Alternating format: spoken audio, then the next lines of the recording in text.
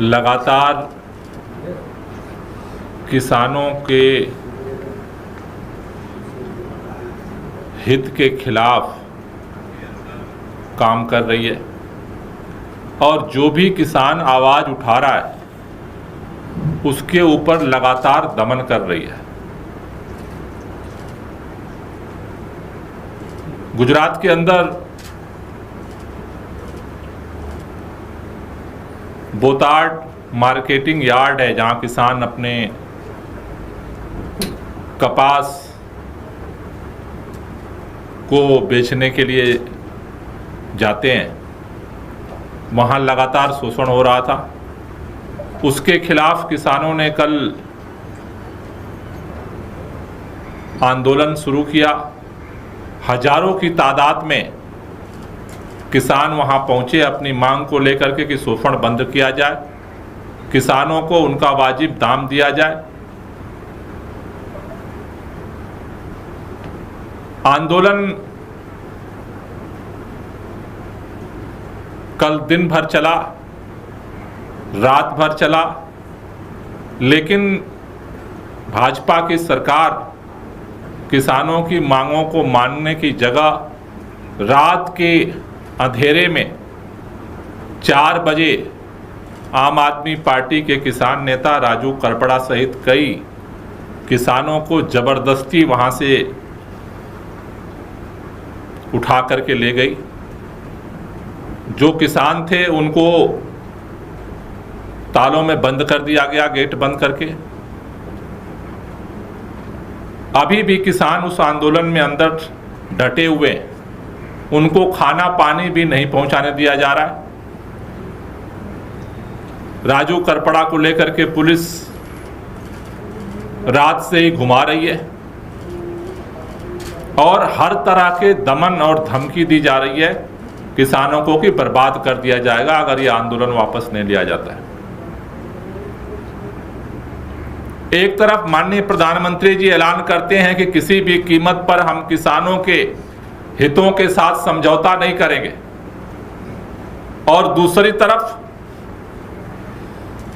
गुजरात के अंदर बड़े पैमाने पर खास तौर से सौराष्ट्र के इलाके में कपास की खेती होती है।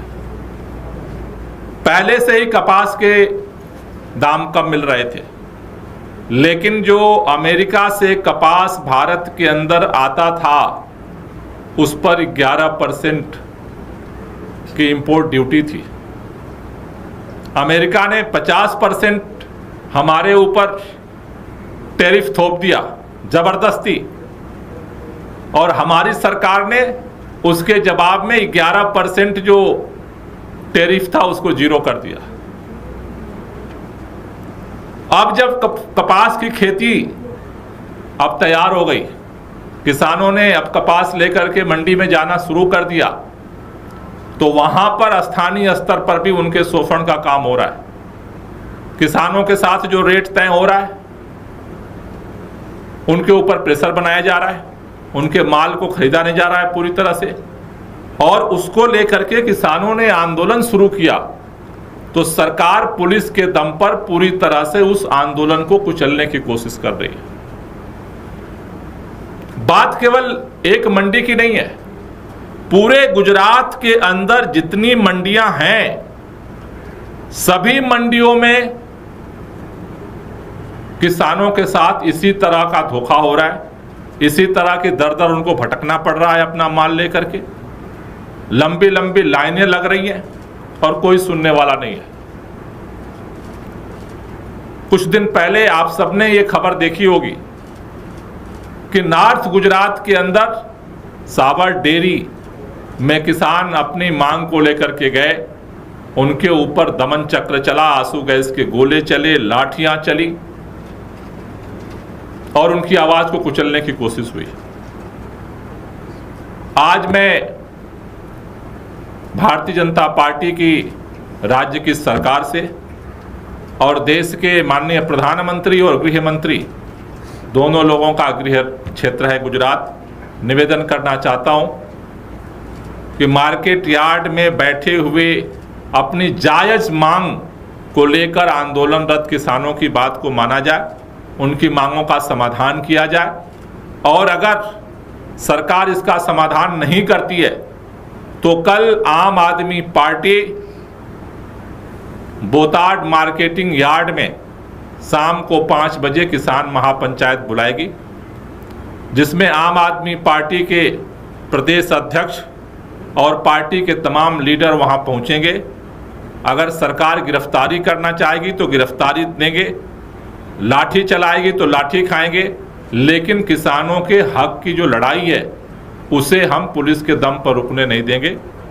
इसलिए सरकार से हम गुजारिश करना चाहते हैं कि इस पर तुरंत संज्ञान लेकर के उनका समाधान किया जाए, और किसानों का जो दमन चक्र चल रहा है इसको तुरंत प्रभाव से रोका जाए, जिसके लिए किसान लगातार आवाज़ उठा रहे हैं। तो आम आदमी पार्टी आज ये ऐलान कर रही है कि सरकार अगर नहीं बात मानती है तो कल 5 बजे गुजरात के अंदर किसान पंचायत उसी मार्केटिंग यार्ड में सरकार के खिलाफ हम करेंगे। और इस आंदोलन को केवल यार्ड तक नहीं, अगर सरकार ने नहीं किया तो कल पंचायत के बाद ये आंदोलन गुजरात के सभी मार्केटिंग यार्ड तक हम लेकर के जाएंगे, और जब तक समाधान नहीं होता है ये किसान आंदोलन गुजरात के अंदर जारी रहेगा। Thank you. कोई क्वेश्चन हो तो? सर, आम आदमी पार्टी के तमाम जो कार्यकर्ता या नेता गुजरात में सक्रिय है, उनको अक्सर किसी न किसी तरीके से वहाँ पर सताया जाता है और केस भी दिए जाते हैं। अभी पिछले दिनों चेतर बसावा भी जेल में थे। ऐसे में वहाँ पर जब आपके नेताओं के साथ इस तरीके का बर्ताव हो रहा है तो आप लोग कोर्ट या कोई दूसरी चीज़ क्यों नहीं जा रहे कि इस तरीके की शिकायतें? नहीं, कोर्ट भी जा रहे हैं।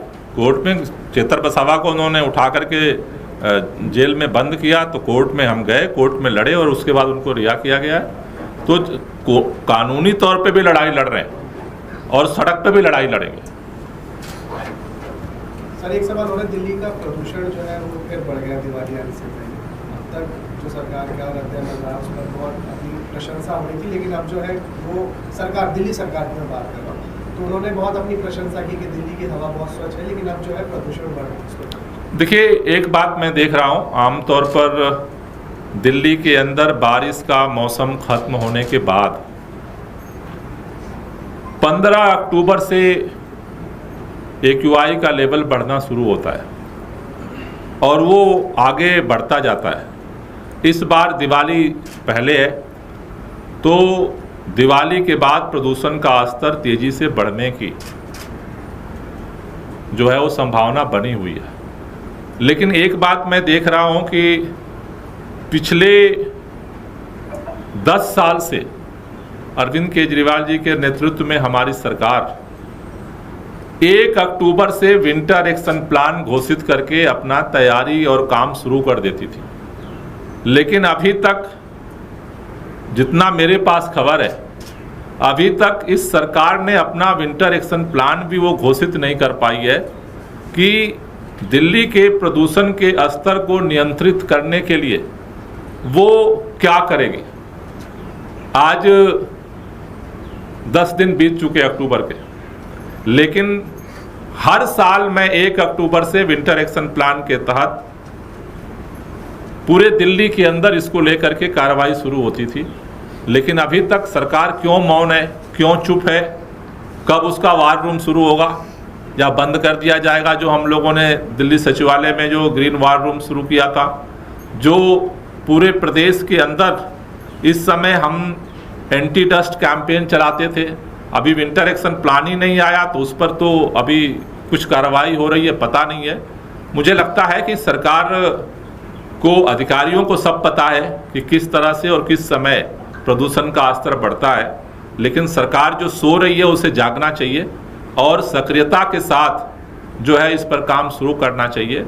नहीं तो दिवाली के बाद जो है वो तेजी के साथ प्रदूषण का जो मार है वो दिल्ली वालों को झेलनी पड़ेगी। तो मुझे लगता है कि सरकार को अब जगना चाहिए। सर, एक थोड़ा सा अलग सवाल है। कल अफगानिस्तान के विदेश मंत्री और भारत के विदेश मंत्री की एक प्रेस कॉन्फ्रेंस हुई जिसमें महिला पत्रकारों को बैन कर दिया गया।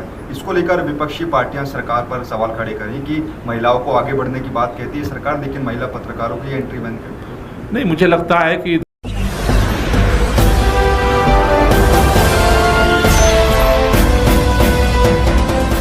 आप देख रहे हैं लाइव न्यूज 99। 9 राष्ट्र सबसे पहले।